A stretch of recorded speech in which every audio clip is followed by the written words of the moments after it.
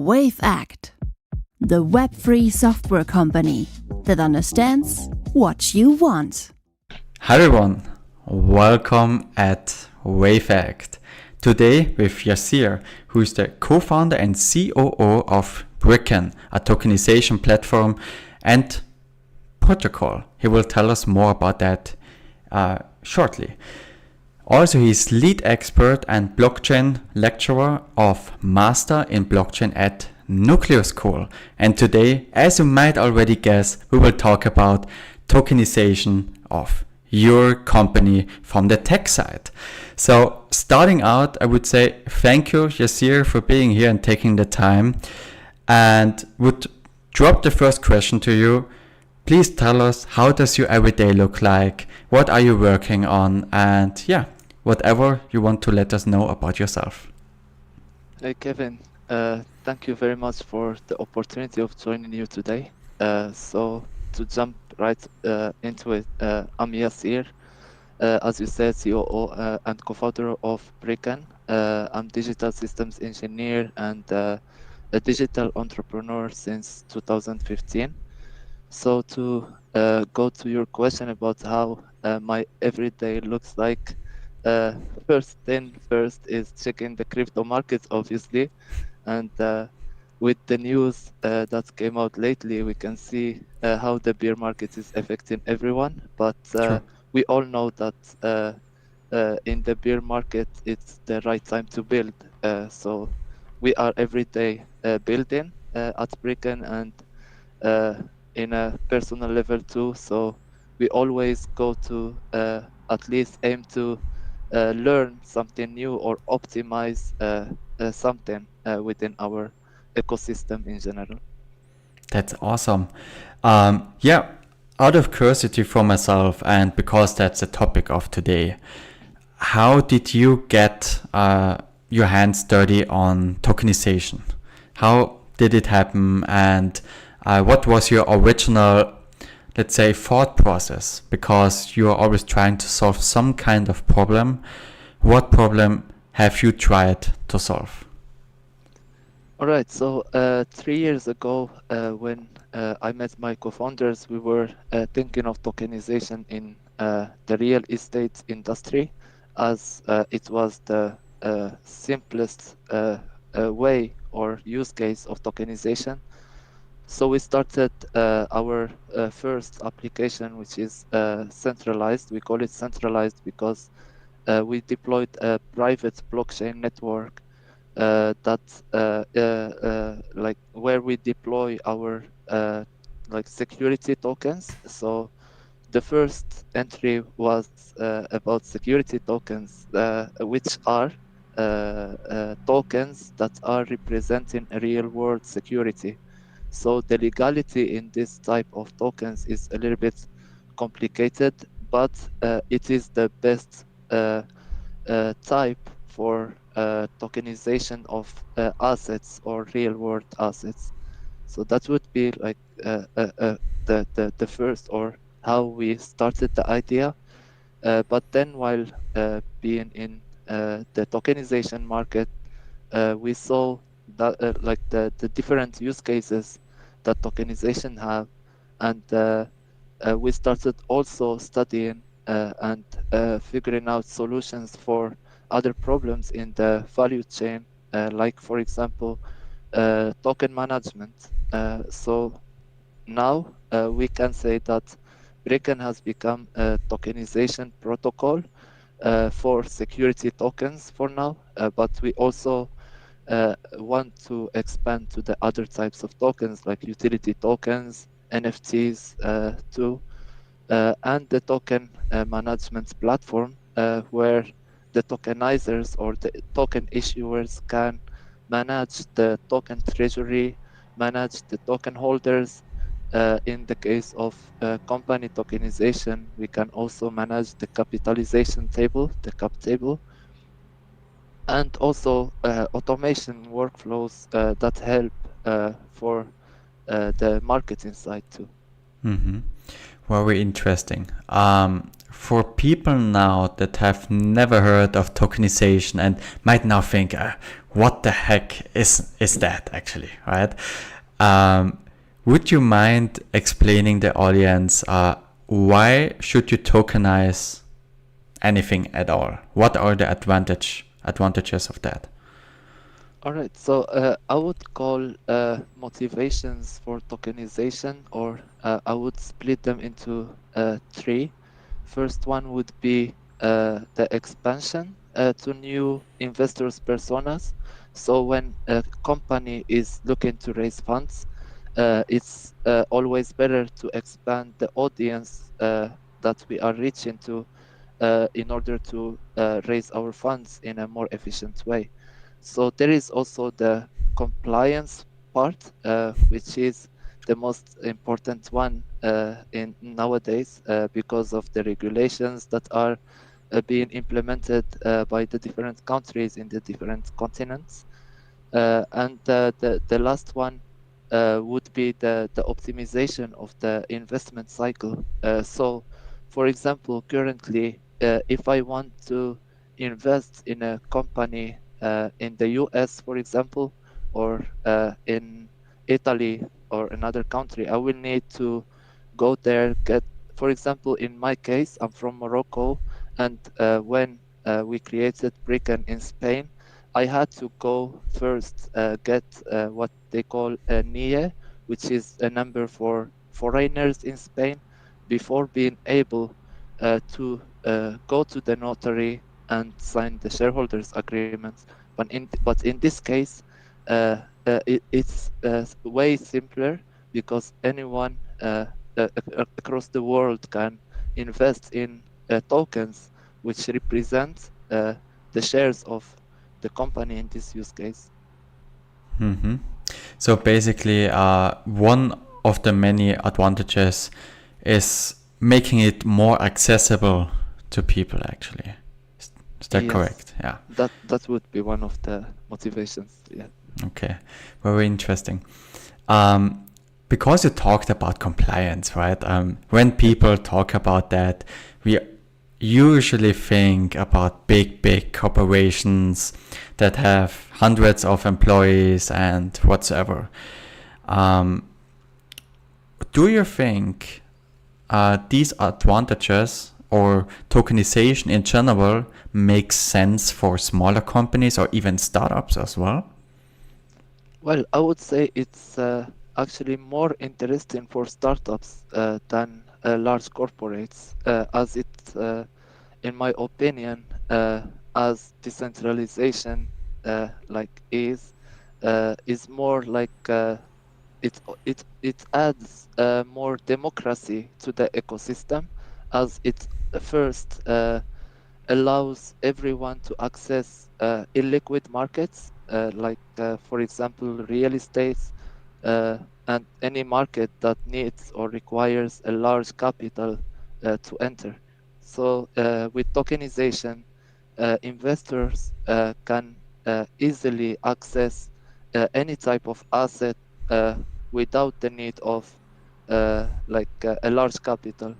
So in this case, it's an advantage for startups because it offers first the awareness of the startup, let's say the brand awareness towards the investors in across the world, and also allows them to raise funds, let's say fast. So instead of the long cycles of closing the investors, startups can tokenize, issue a token that represents the shares and sell it easily to investors thanks to the blockchain technology. Mm-hmm. Yeah, from a VC perspective, I think we all have heard that. It definitely makes sense because because of exit liquidity, just to drop that term here. Speaking of that, do you see some kind of challenges, risks, or let's say even drawbacks when it comes to tokenization of companies, for example? In my opinion, I think so. we thought about what would be the risks and challenges of for companies to tokenize, and we came to the conclusion that based on the stage where the blockchain technology is, and let's say the audience size of the blockchain technology, every startup in the Web3 industry has first, let's say, the challenge of user experience. So that would be, in my opinion, the first challenge for companies to tokenize. So they need to find first the easiest way where they can know or understand what they are doing first, and then issue the token, because that would be when you issue a token and sell it to investors to raise funds, it's I would say a commitment to the investors at the first place. So before jumping in the journey of tokenization, I would say issuers or companies need to find the best place where to understand while tokenizing. So, for example, in our case, in Brickken, we created an ecosystem that includes also what we call experts, who are like service providers in the different countries that are partnering with Brickken and offering their services in legality, for example, the financial side, marketing to our clients or companies tokenizing, which will help the companies to first find where to go in case they need help during tokenization, and understanding easily what every step is for. So that would be, in my opinion, the first challenge before tokenizing. Mm-hmm. Yeah, fully agree. In general, crypto, the whole Web3 space, yes. Yeah, use case first and user experience. The big topic of the year, I would say. Well, of the years. Or the years, yeah. Fully agree. What would be, speaking of that, what would be some, let's say, use cases, or can you imagine some cases where it doesn't make sense to tokenize, or do you think it can always make sense? Tokenization can be done by anyone who knows how to code the smart contract of the token, deploy it in a certain network. But I would say it doesn't make sense in some cases when it's only for speculation purposes. So, for example, if we take meme coins as an example, I personally don't see any sense in other than speculation and as crypto boys call it, the FOMO, creating the FOMO within the investors community and scamming people in some way. But in our case, and in the case, for example, of security tokens, it has many risks if you tokenize without making sense, because there is a representation of a real world asset which requires a lot of requires a legal framework in order to stay compliant and not be targeted as for illegal actions. So I would say in tokenization, yeah, can be done by anyone, but in my opinion, the only case where it doesn't make sense is the meme coins. Well, not the only, but the one that I got right now. Still having some Dogecoin. Well, since you're from the technical side, correct? How is it done in general? How does tokenization from a technical point of view actually work? Sure. As I mentioned, it's basically a smart contract of a token that is deployed, but you also need to, for example, to tokenize your company. You need to also put in your smart contract the shareholders agreement, for example, for your investors, because the token gonna represent shares, the bylaws of your company too, and like there is a whole legal framework that is being built based on the location where the company is based. But in our case, uh, like what, like as I mentioned, like to optimize the user experience, we created what we call smart contracts factory, which is like a protocol that deploys smart contracts of tokens based on the input of each company that is being done through our DApp.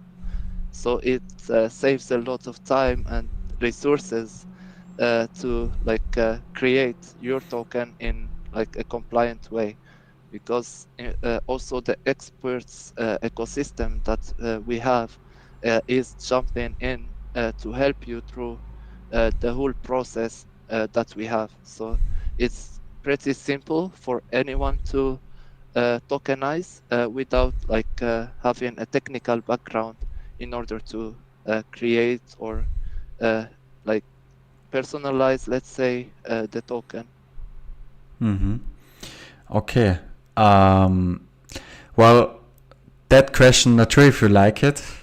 Um, are there some other approaches, how people might tokenize the assets or the company? You don't need to name any competitors right now, all good. But just like from a purely technical point of view or legal point of view, whatever you know and want to tell. Okay, so there are many use cases of tokenization, like for example, the tokenization of debt. I won't enter in the like details of it as it's already in our roadmap. So we want to also integrate it in our DApp, in our tokenization protocol specifically. So for now, we are starting with the shares, let's say tokenization or equity tokenization as it's called, and expand to any use case that we see can be done anywhere with like a simple process.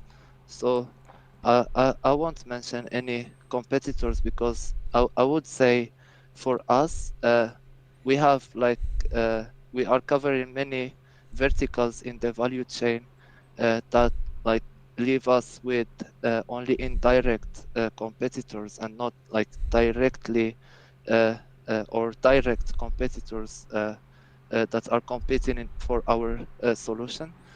So what, like moving from the first part of tokenization, which is the token issuance, to like the token offering part.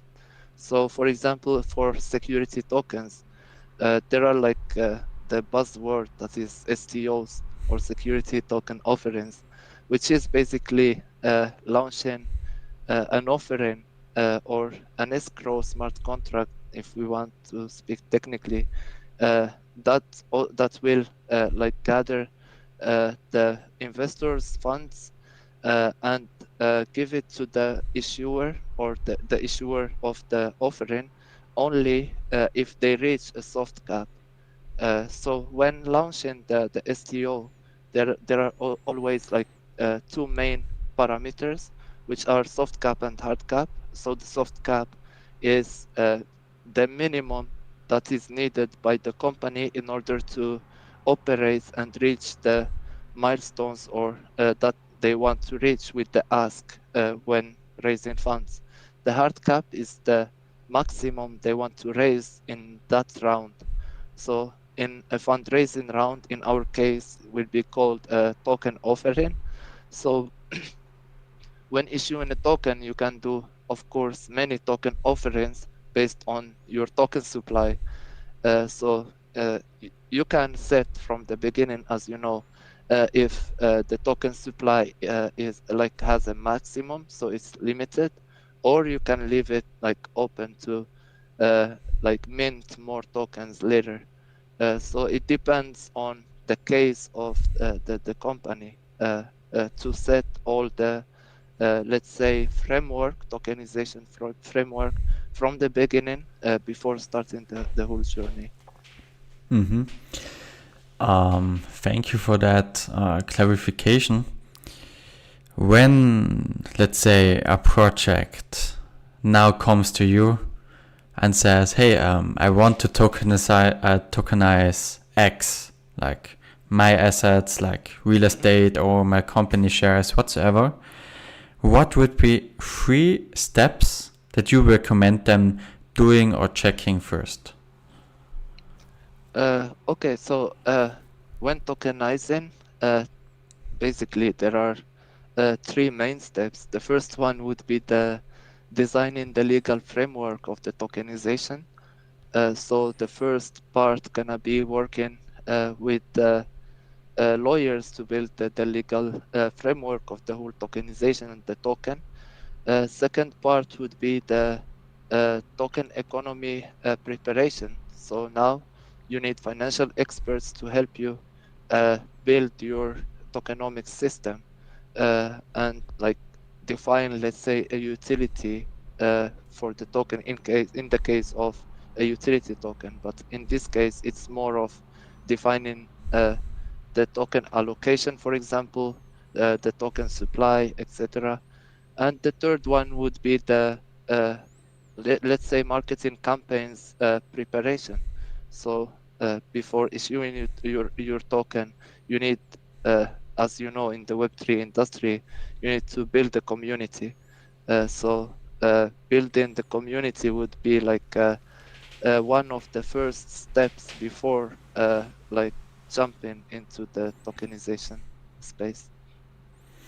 Love this. Basically a minimum viable community, as many people say, right? Yes, MVP. Hey, well, thanks, mate. I really learned a lot. Not sure if you want to add anything else. I will certainly drop all your links that you want me to drop into the YouTube description and everything. Thank you. Otherwise, I would say thank you for being here. Thanks. And yeah. Thank you. Bye. Wavect, the web-free software company that understands what you want.